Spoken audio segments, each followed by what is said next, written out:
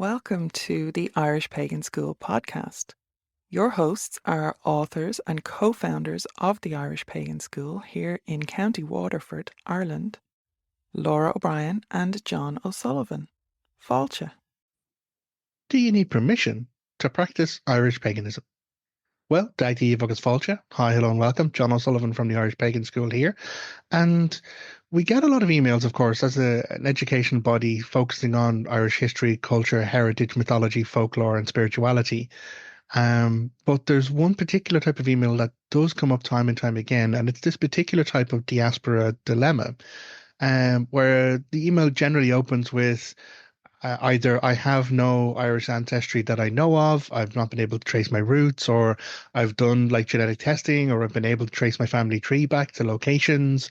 And some people go as far as like, I'm X% Irish, or I'm 0% Irish, but I'm still called or curious about Irish paganism.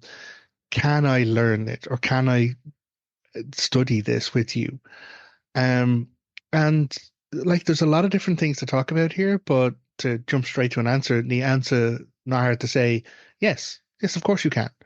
Whether you have genetic lineage, whether you have ancestry direct or not, whether you are of a different culture, of a different land, if you are curious or called to study Irish paganism, absolutely do come to the table and see what you want to learn, or see where your curiosity leads you. Now, there's a difference between studying something and then practicing something. And when we talk about maybe practicing or living in a practice of spirituality, that's where things do get a little bit more nuanced and do get a little bit more challenging, really. And this is where we have to bring to the table a word that not many people enjoy hearing, especially people in the diaspora all around the world. It's this concept of appropriation.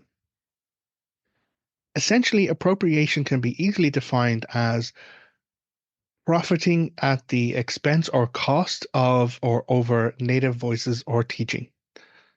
Now, what do we mean by profiting? It could be anything from financial profiting, like, intrinsic money, but it could also be social profiting, as in positioning yourself as the person who went and studied, and therefore you get social credit because you have some more nuanced experience that someone else would, and trying to put yourself between any other individual and the direct voices or direct teachings of that native culture.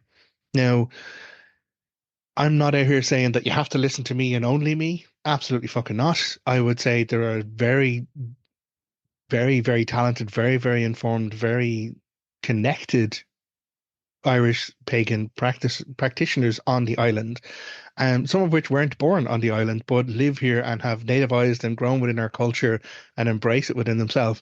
And it's not one way, or Laura and John way, our way, or the highway. Absolutely fucking not.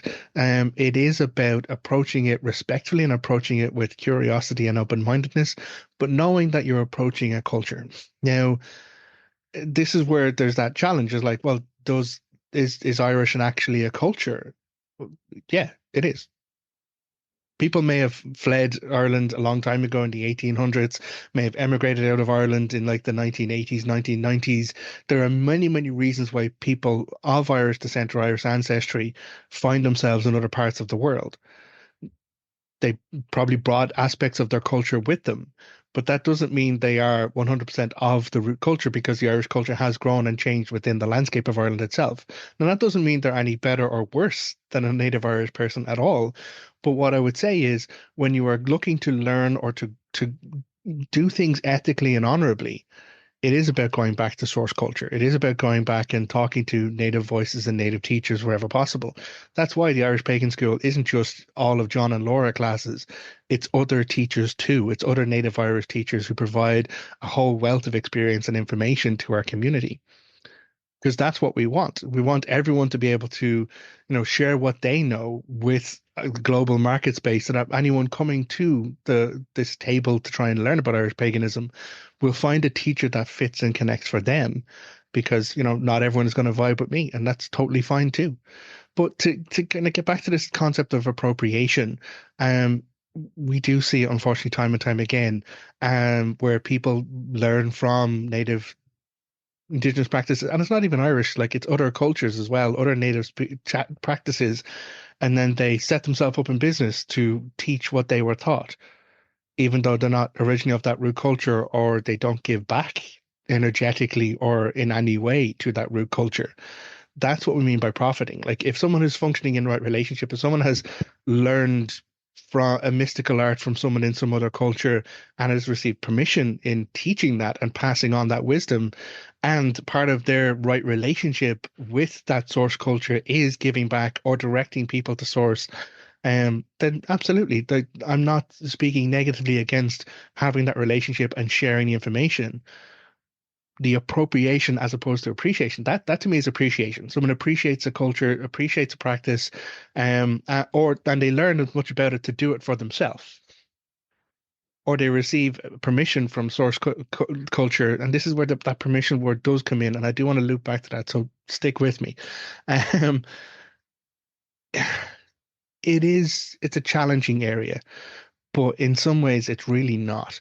Why would you not go to native sources to learn about it, to learn at the core where that information comes from? You could learn the mythology by reading it yourself, absolutely, but unless you have stood on the hill of Tara, I have the privilege of being born on the island and being many generations worth of O'Sullivan on this island, but still connecting with the landscape is a function of being within the land. In the same way as connecting with other landscape and other cultures and other kind of ethnicities does involve a connection to their land. So yeah, you can read all the books you want, absolutely, but there is an extra experiential element, and this is why we talk about at the school this three pillars model. There's like learn the information, experience or practice in it, and then integrate it. That's where integration is the third step, where it becomes part of a lived practice, a lived spiritual experience, and your personal focus really going forward. So the experience part does mean going to sources where possible. Now, not everyone has the ability to travel to Ireland and be immersed in the landscape, of course. But that doesn't mean you can't go to Irish Voices. You can't get Irish connection or Irish experience, or the motto we have at the school is an authentic Irish connection. I'm not looking to sell you shamrocks and crocks of gold and leprechauns. I'm looking to share with you the actual lived history of people on this island, the spiritual experiences of connecting with this landscape. That's what we're doing here. So, permission. I said I'd come back to it. Do you need permission? Well, I don't know anyone who could give you permission. Now, if you wanted to take something I have taught you and try and teach that to someone else, well, yeah, absolutely. I'm the content creator there. Come and seek permission to me for that, for the content, for the education, for the books. With a great conversation, someone contacted saying, listen, I'd like to read an excerpt out at a community meeting that I do of one of Laura's books. Can I seek permission to do that? And checked it through, had the conversation with Laura, and I was like, yeah, we can give that, because the involvement and the interaction was about a community service and it aligned with our beliefs, so we were okay with that. The person wasn't looking to profit, the person wasn't looking to put themselves in between native voices. They referred back to the sources. They actually held up a physical copy of the book to refer back to source, and they instructed the other people hearing about it to come and learn from source culture as well. Did everything right. Absolutely spot on. So when it comes to content created by content creators, by educators, by books, yeah, we have an onus and a right there. So permission should be sought for that. But when it comes to engaging with a spiritual practice, living within those spiritual beliefs, having those right relationship conversations with gods, guides, guardians, ancestors, deity, whatever it is, I don't think someone should stand between you and that personal relationship. So no, I don't think someone needs to ask for permission to come and learn Irish paganism. If you are called, if you're curious, whether you have ancestry or not, if you're looking to come to the table openly, honestly, with curiosity and compassion, you're willing to honorably, well, I keep using the word honor, but it's a very big important element to it. If you want to function ethically and honorably in this core coimhneas, this right relationship with your own spirituality, with your own self, with the gods, guides, and guardians of Irish paganism, absolutely come. You're welcome. There's no reason why anyone couldn't come and learn or shouldn't come and learn, as long as they're approaching respectfully and willing to be part of the community. Now, in the past, people have been removed from our community in the Irish Pagan School, absolutely. But that's not denying them their connection to their spirituality. That's not denying them their right to explore their ancestry, their deity practice, their gods, guides, guardians, or the land of Ireland itself. Absolutely fucking not. That's denying them access to vulnerable people within their community because they have been deemed a threat. It's as simple as. We don't kick people out of the Irish Pagan School because they disagree with us. We remove people from our community who act from places of intolerance, who act or like, against native voices, who act from places of racism or privilege or like as in toxic privilege. I don't mean privilege. Everyone has a privilege. But people who engage in homophobia, transphobia, any hate of any kind, that will get you removed from our community and from our school. But that's not denying you your spirituality. Your spirituality is yours to pursue in any way, shape, or form. So when it comes to this concept of permission, I don't see how anyone should stand between another person and their spiritual faith, their spiritual practice at all. Even me, as an educator in this, as someone that people call a Dagda priest, um, my role isn't to interpret your Dagda dreams for you or to, you know, give you secret Dagda recipes for the perfect sandwich.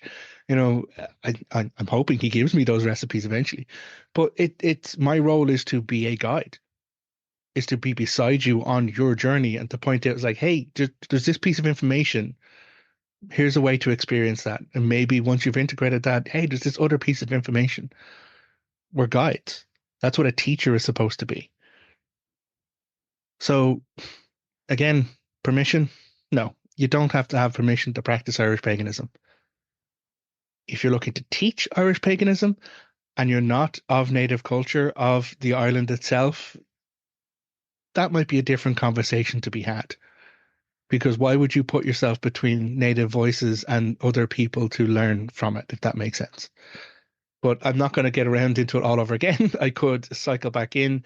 Really, what it comes down to is we get lots of these emails, and I feel bad every single time we get these emails because it speaks to a disconnected experience that the person is having. It speaks to a longing or a loneliness that the person may be experiencing in themselves, within their spiritual community, or lack of spiritual community. We have many people who come from particular places within the States, for example, who are very fundamental in their form of particular spiritual worship. And that means that these individuals who differ from that spiritual path don't feel safe. They can't come out as spiritually inclined in some other way because of the fundamental rabid nature of this particular form of spiritual worship in this belt of air states within America, shall we say. Now, I'm speaking around it because, linguistics and stuff being picked up in algorithms these days, I don't even know. But essentially, I feel for those people.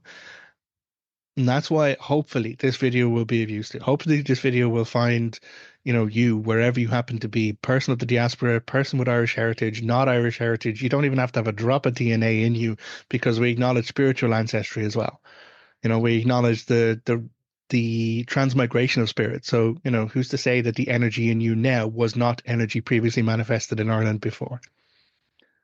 It is about anyone willing to come, act honorably, openly, curious, with compassion and respect. Absolutely come and have a conversation, learn what you can. And if you see someone else who might benefit, point them to the same resources. Share in a peer-to-peer conversation as opposed to I know better and I'm going to teach you. Why not provide them the opportunity to come and learn where you have learned yourself? And if you're a member of the diaspora anywhere at all, and you know people who might benefit from connecting with Irish paganism, send this to them as well. Because this message is for you. This message is specifically for those who suffer from this, or who are challenged by, challenge I think is a better word, not suffer. Suffer is negative connotations, but challenge. Because a challenge is easily overcome if you're willing to step up and do the learning and do the work.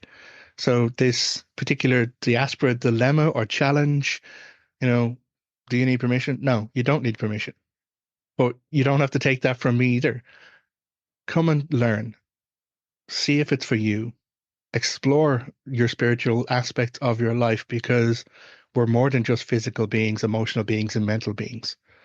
There is something else to who and what makes up this human condition. And it might be Irish paganism that fits for you. It might not be, but that doesn't mean you can't come and learn and see if it is or not. So this maybe is a bit rambly. I have an onus and a responsibility as an educator to make sure that we're advocating for Native voices wherever we can, because we too suffer from it. People take our free guides from, again, irishpagan.school/free, whole lot of free resources, free content. All of that is there as a community service to get you content out there, to get that authentic information out there, to challenge all the plastic paddy whackery that has been varnished on top of what is root and real Irish culture. So we want everyone to have access to that. But some people do take that and then decide to repackage it and present it at conferences and conversations, thinking that it's not going to get back to us. We do hear about it. It does come back to us when people take our content. And, we have conversations where we need to have conversations. And in other cases, no luck to anyone who steals from a witch or from a priest of the Morgan or a priest of the Dagda. So it is about acting honorably and ethically as we go forward. But no, you don't need permission to follow your own spiritual path and your own spiritual curiosity. And don't accept anyone standing between you and your faith and you and your deity. If someone's going to stand beside you, act like a guide, maybe act like a guardian if you need assistance in that way. Absolutely. But if someone's going to, this is the words of deity, you must adhere to what I am saying to you. And no, don't go and talk to the deity yourself. You have to listen to what I tell you. That's not a healthy spiritual practice either, because spirit is within us. It's our connection to that aspect of self that is worth exploring and empowers us in so many ways. So, I've already mentioned the irishpagan.school/free. It's over a year's worth of free resources. If you were to just pick one thing and do it every day, over a year's worth of resources there, be it a podcast, a video, a resource to look up, something to read. We even have a lot of cheat sheets about the Irish fire festivals. We just passed Bealtaine when I did this video. So that's a really great one to pick up and be able to engage with the energies of the Irish cycle of spirituality as well. But from us here, look after yourself. Honestly, you are unique. Every single one of you, whoever you are watching this video, wherever you are, you're unique. You're a miracle of manifestation. No matter at what point you are in your life, you are a miracle of manifestation. And so honor that, respect that, and look after yourself. Until next time, Slán, take care. Goodbye. If you enjoyed this podcast, please leave us a positive review in your podcast listener. Then head over to irishpaganschool.com and enroll in one of our free or paid courses. Slán go fóill, and we will see you next time.